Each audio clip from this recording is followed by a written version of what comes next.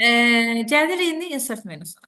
Insertün led qrupları hansılardır? Əvvəlcə onu page'dir, table'dır, illustration'dır, link'dir, header footer'dır, text'tir və simvoldur. Burada insert'a daxil olduqda page var, table var, illustration'da bəzi artıqlar var. Bunları eləməyəcək. Ad ins düşmür. Sizdə burada yoxdur. Media yoxdur. Yəni müqayisə edirik. Sonra isə link var. Comment də yoxdur burada. Header, footer, text və simbol. Yəni artıq var. 2019-da artıqlar var.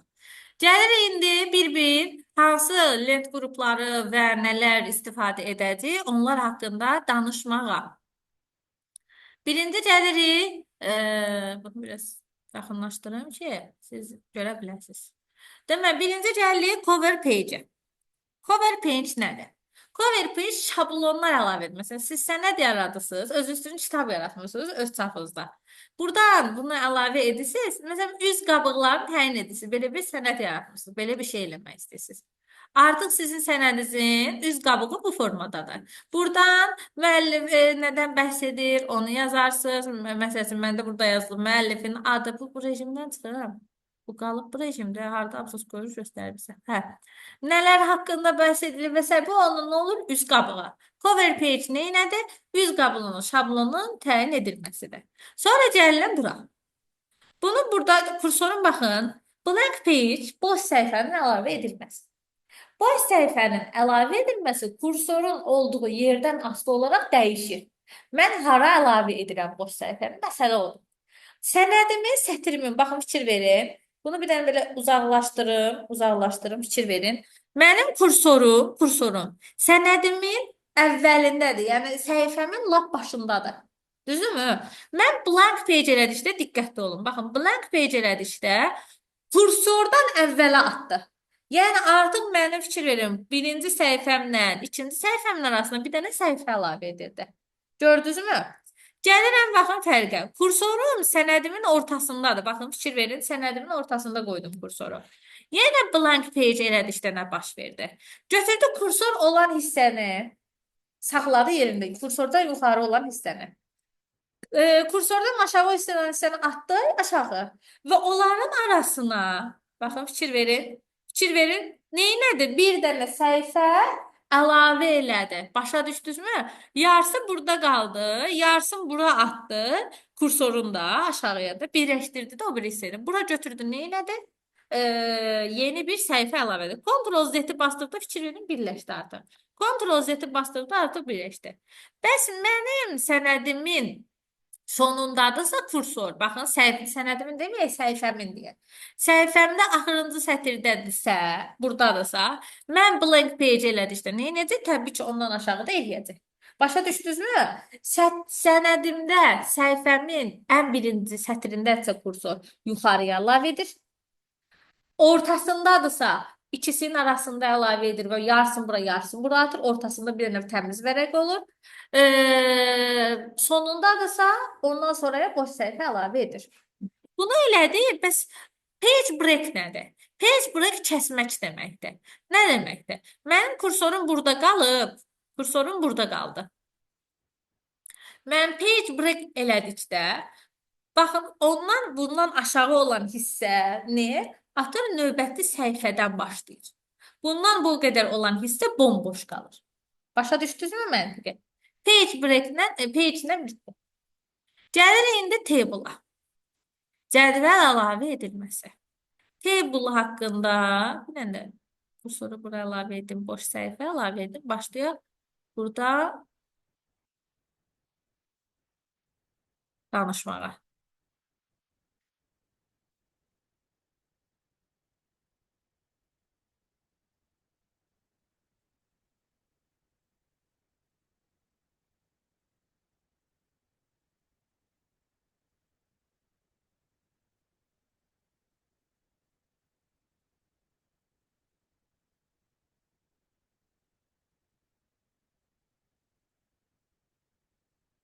Baxın, boş səhifə varım, düzdürmü?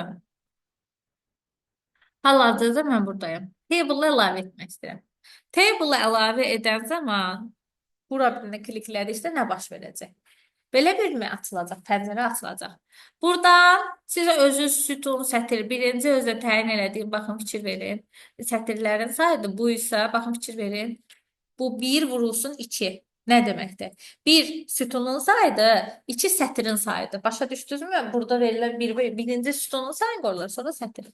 Buradan elədikdə siz standart olaraq cədvəlinizi qura bilərsiniz. Amma bu da sizə məhdudiyyət verir. Onun sətiri, yəni 10 dənə sütun 8 sətirli necə deyirlər, cədvəl verir. Buna məhdudiyyətdə.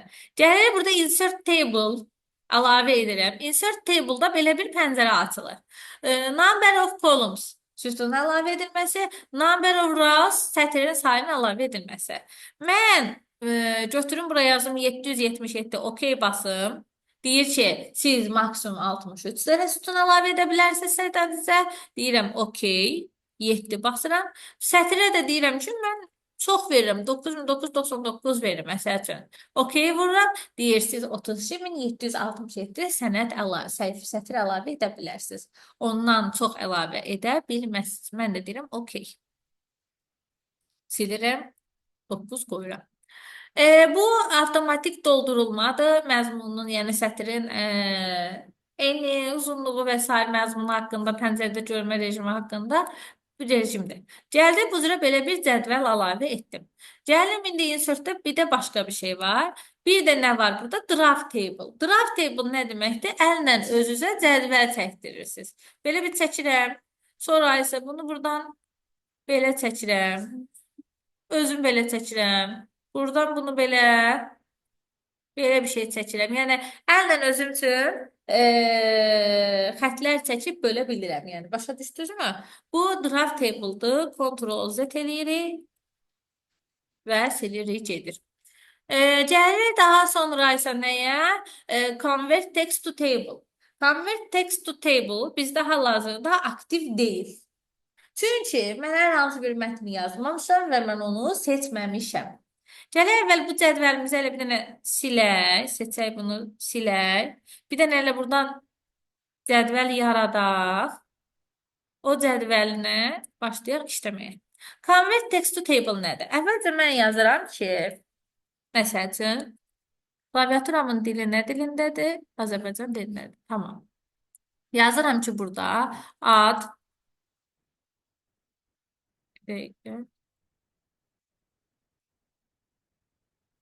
məsələn, soyad, ata adı, məsələn, təvəllüd, sonra ixtisas, yazaq, Əli, Vəliyev,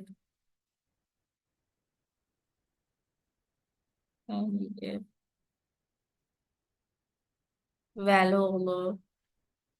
Təvəllüdünə nə qoyaq? 11.11.11 informatika.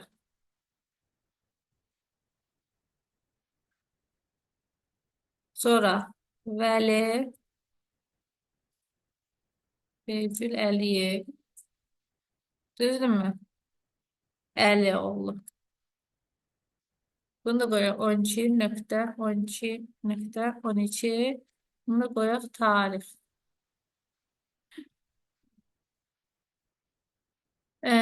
Bir dənə də birini deyim də. Vasif, Ağasif, Ağasif. 13, 12, 13. Bunu da qoyan nə? Riyaziyyat. Düzdürmü? Ad, soyad, ata, təvəllüd, ixtisas. Bunları seçdik. Gördünüz ki, 5 dənə sütunluq bir şey elədik də biz, düzdürmü? Gəlir burada convert text to table-a. Görürük ki, hələ nədir bu? Aktiv deyil. Gəlirəm mən bu mətnimi seçirəm. Gəlirəm convert text to table-a. Diqqətli olaq. Bura.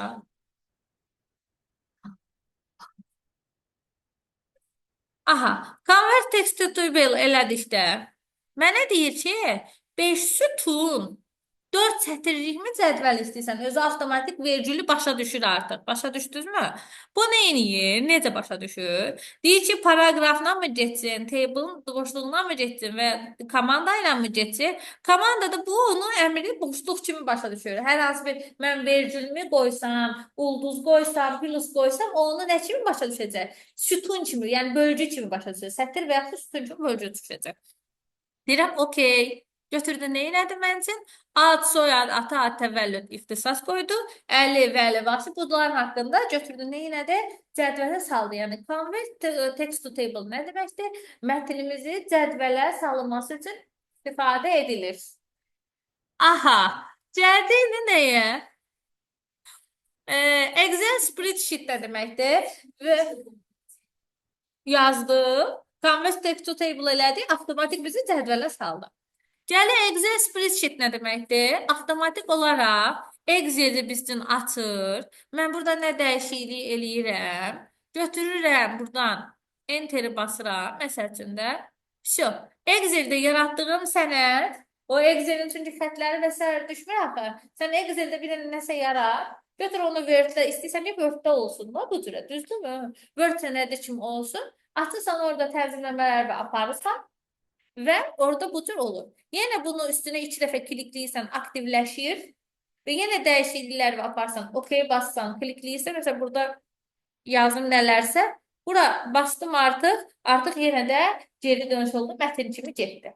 Bu adlanır OLED texnologiyası. OLED texnologiyası nədir? Bir proqramın içərisində başqa bir proqramı işləyə bilirsən. Ctrl-Z eləyək. Bu da getdi. Bir də gəldi table-da nə var bizim? QX table, cədvəl, yəni hazır şablonlardır da, təqvimlər, kalendar və s. əlavə edilməsi üçün istifadə edilir. Hazır şablonlardır, biz ondan istifadə etmirik. Gəlir indi cədvəllə işləməyə. Cədvəlin haqqında məlumatlara. Cədvəl neyini? Baxın, cədvəlin seçdikdə 2 dənə əlavə lent qrupu açılır. Design və layout deyərlər. Design, table design amma design və layout. Bunu klikledikdə bu neyini? Bu birinci sütunu fərqləndirmək, sonuncu sütunu fərqləndirmək, birinci sətri fərqli yazmaq, bu cür bəzəklər verir. Bu stillər verir. Yəni baxın müxtəlif cür rəng və sair verilməsi üçün istifadə edilir. Bu kölgə verir, bu kənar xətlərinin təyin edilməsidir, bu sətirlərin qalınlığının təyin edilməsidir, bu rənginin təyin edilməsi və s. Bu onun dizayn konstruksiyasında, onun görünüşünün formasında. Bəs layout nədir? Layoutda gəlirik, məsəl üçün seçmək, draft table çəkməkdir. Eraser isə silgidir, pozandı silir. Delete nədir burada? Artıq mən bu sətri, baxın fikir verin. Mən burada bu sütunu seçdim. Layout'a gəldim, delete dedim. Deyir ki, delete cells, delete column, delete rows, delete table. Delete cells xananın silinməsidir. Cells xananın silinməsi. Delete column seçdiyim sütunun silinməsidir. Delete rows sətrin silinməsidir. Delete table isə cədvəlin silinməsi. Mən burada seçmişəm deyə delete cells elədikdə artıq belə deyim də sizə, burada heç bir məsəl üçün dəyişiklik ola bilmir. Bəs delete column nə deməkdir? Tutaq ki, mən hal-hazırda buradayam. Baxın, buradayam. Vəli sətr, bu vəlidəyəm axı. Delete elədikdə, deyir delete column, yəni mənim kursorun olduğu sütunu sil. Delete rows elədikdə, kursorun olduğu sətri sil. Çatdı mı məntiq, yəni bu nə deməkdir? Sonra, seçdiyim yox, olduğum. Kursorum hal-hazırda vəlidədir. Başa düşdünmü? Hə, bəs seçdiyim olsa,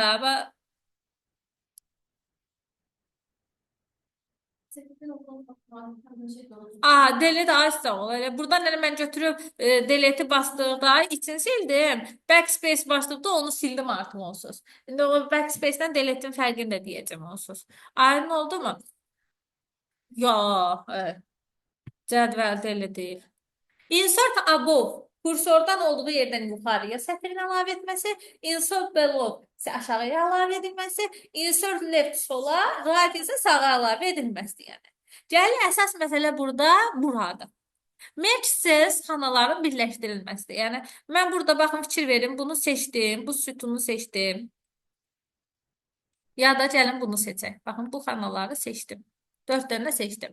Gəldim bura, layota. Götürdüm merge sales elədim. Baxın fikir verin. Bir dənə xana elədim. Başa düşdünüzmü? Birləşdirildim. Bəs split nə deməkdir? Split bölmək deməkdir. Mən tutaq ki, bu xananı seçdim. Split sales elədim. Aha, deyir ki, sənin bu sənədin 2 dənə sütun, 4 dənə sətr olsunmu? Okey basıram, artıq fikir verin. Ad, Əli, Vəli, Vasif bu cür oldu. 2 dənə sütunluq, 4 dənə sətirli cədvələ döndü. Başa düşdünüzmü? Mən oradan böldüm, özüm bölürəm də oradan. Nə istəsə bölürəm oradan. Sonra gəldim layoutda split table nədir? Kursorun olduğu yerdə cədvəlimi 2 hissəyə bölür. Yuxarı, aşağı. Məsəl üçün, burada da cədvəlimindir. Hardaydı bu? Heh. Split table. Fikir ver. Kursorun olduğu hissədə yuxarı götürdü, böldü. Qalan aşağısı qaldı burada. Yo, seçmədi. Kursorun və buradadır. Və buradadır. Layoutda bax daha. Və 50-dədir tutaq ki. Mən götürdüm, split table elədim. Yarısın burada bir kursor və olduğu hissə aşağı düşür. Kursordan yuxarı olanı yuxarı olur və 2 dənə hissəyə bölünür. Split table bölmək deməkdir. Cədvəli bölmək. Sonra isə layout burada keçdi. Bu autofit, wheels, head cədvəlin xanalarının avtomatik doldurulması, eni, hündürlüyün təyin edilməsidir. Bu xananın içərisində olan yazının istiqamətini təyin etmək. Yuxarı, sol cins, o mərkəz, sağ, orta və s. Text direction nədir? Text direction şəkil düşür. Cədvəlin içərisində yazının istiqamətinin təyin edilməsidir. Məsəl üçün fikir verin. Məsələn, mən burada bu cədvəli seçim. Bütöv seçim ya da. Text direction eləyim. Baxın, fikir verin. Yazılar artıq bu formada olacaq və s. Ctrl Z. Aha. Cell margins isə boşluqlarının, yəni cədvəlin kənar boşluqlarının təyin edilməsidir. Burada convert text to table nə deməkdir? Artıq bayaqlar biz götürmüşdük, nə etmişdik cədvəlimizi, mətnimizi cədvələ çevirmişdik. Burada isə bəli, əksinə olacaq. Convert to text. Okey basıram, məsəl üçün, artıq baxın əksinə oldu. Bayaqlar yazdığımızın əksinə baş verdi. Gəlirik indi cədvəldə sətrin, sütunun əlavə edilməsi. Əsasən sətrin. Kursorum, baxın, qaldı burada. Burada qaldı. Baxın, tutaq ki, deyə burada qalır. Hər hansı bir cədvəlin içərisində hər hansı bir sətirdədir və xanadadır, fərq yoxdur. Mən növbəti sətir əlavə etmək istəyirəm. Güya. Xananın içərisində əlavə etmək istəyirəm. Götürürüm, enter düyməsini basıram. Əlavə edilir. Bəs cədvəldə mən istədiyim yerdən sətri əlavə etmək üçün nə etməliyəm? Kursoru cədvəlin kənarında qoyuram. Cədvəldə kənarda hansı sətirdən sonra istəyirəmsə əlavə etmək. Sonra isə enter düyməsini basıram, əlavə edilir. Baxın, informatikadan çöldədir kursorum. Baxın, deyirəm. Deyəcəm.